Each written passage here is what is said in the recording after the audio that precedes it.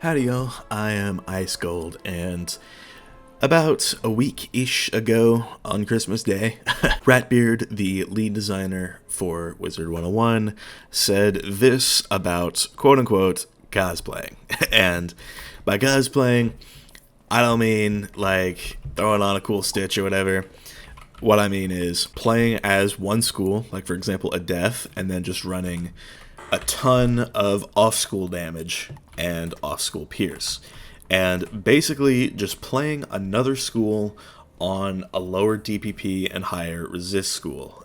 So this, as you might have been able to tell, this is my dorm setup that I use in raids. It's a little scuffed because I don't have the Professor Wand, but a lot of people do have the Professor Wand on their deaths, and they just run a bunch of storm damage, since the stat max for damage on a death is currently 197, and death's resist cap is 75. So this at 197, this at 75 universal, and it's still very easy for a death wizard to get to 35 minimum storm accuracy, what with accurate pins and obviously the accurate amethysts and all that. Like, they can just stick one on their amulet and it's fine.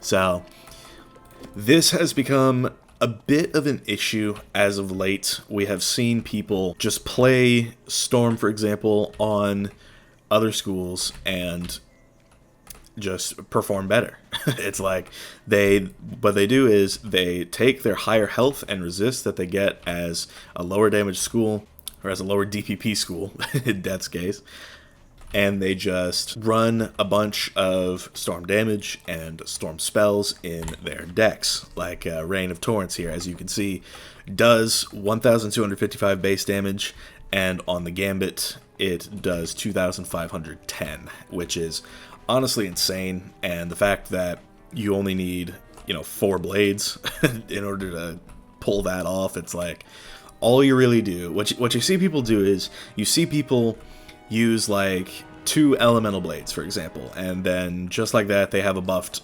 Scion. And it's like they have way more sustainability than a Storm ever would doing this, and that is the main allure to it. Basically, you can throw caution to the wind and just focus on setting up your ridiculously strong Gambit that only Storms should have, realistically, and you just send your Gambit, and it does mass, and because your damage isn't that much lower, or you could Shrike into it, etc., that type of thing, and it'll, like, with 2 buffs, a Gambit Storm Scion, that qualifies for the double damage, that is doing north of 10,000 damage. Like, let's just think about that for a minute. Arguably the most notable quote-unquote cosplayer in the arena right now is this guy Idris Tempest, and to his credit, I can't fault him. He is basically just abusing this broken mechanic. He's doing Storm on a death, and he's real good at it. He can even afford to run a smaller deck in order to pull what he needs to more reliably, and then just run like a Storm Mastery or something like that, and then just keep throwing in like a bunch of Storm spells. I am pretty sure he has like a max tier Catalan, which he'll just spam that as well.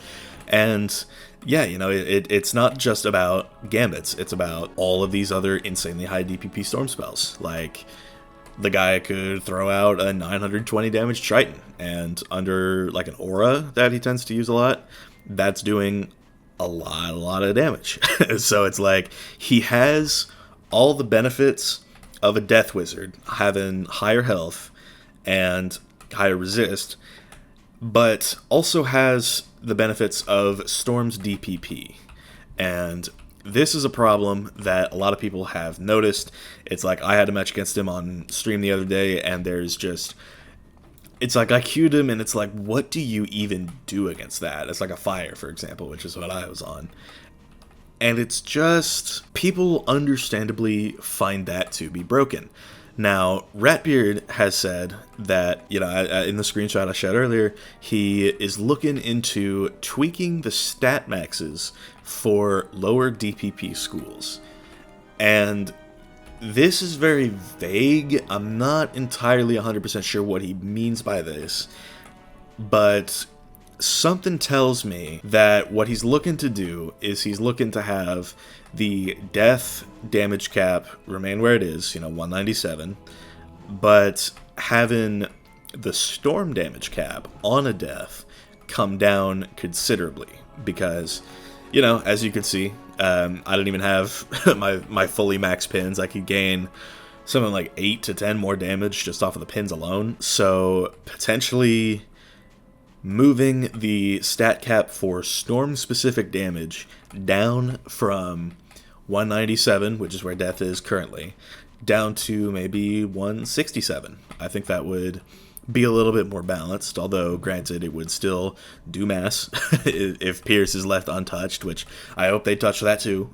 But you kind of get the idea. It's like this cosplaying thing, it really works because they don't even use shads, and the new Dark Surge spell has given cosplayers an even bigger advantage in the arena as of late. Now, there are a couple problems with this that I can see. I think it's really, really great that the devs want to finally put an end to this and considerably lower the stat maxes for off-school damage on lower DPP schools to make them, play more into their own identity. But the reason why I have my raid set up on right now is because in the Crying Sky raid, just as an example, people run off-school strategies, and basically, cosplay, as you do. But they run off-school strategies so that way they can get around cheats easier. They don't have to worry about chromatic weaknesses. They never have to cleanse charm, that type of deal. And, it's like, it's really more of a raids and PvP should be separate type thing, and I really could go on for hours about that, but it's like there are some raid strats out, the Roaring Raptors raid strat, which gets them very, very impressive times, but they use 11 off-schoolers in that strat. And it's like, if this nerf happens, what the hell are they going to do? It's like, what the hell am I going to do on Dauntless Ducks? It's like, Dauntless Ducks, we only run 2 off-schoolers, being our 2 dorms, but even we will get hurt by this change pretty badly, and I'm just not really sure if I see the vision here. I think that, raids and PvP both being advanced content is cool, but for this nerf to cosplaying to really be pulled off effectively, what they need to do is they need to make the lower stat maxes apply to PvP, but not to raids. And this, from a technical standpoint, it doesn't really look like they want to separate raids and PvP anytime soon, but it's like this nerf is so badly needed for PvP, but for raids, which is still player versus environment content, it's like this Azteca raid is just hard to the point where you need to off-school, no matter the strat. So I'd really prefer it if the devs just sort of left raids alone in that regard, and I'm hoping that maybe they'll think about this a little more, because it really does need to happen in BAVE. Like, Idris, the guy I mentioned earlier, he is well on his way to Warlord just off of using storm spells on a death, and it's like it's kind of like a Mickey Mouse badge at this point to be a Warlord, if you could just do that and win like that. So I guess we'll see. I mean, chances are Idris, he hits Warlord by doing this, and I mean, I'm not going to say it'll be much of an accomplishment, but it'll be a testament to just how unbalanced this is in PvP. But, as I've said before, the change shouldn't apply to raids, because it's like off-schooling in raids, I think it's a cool thing. It doesn't directly hurt other players if you do it when it does in PvP, which is kind of my whole rationale for wanting to separate PvP and raids. I don't know.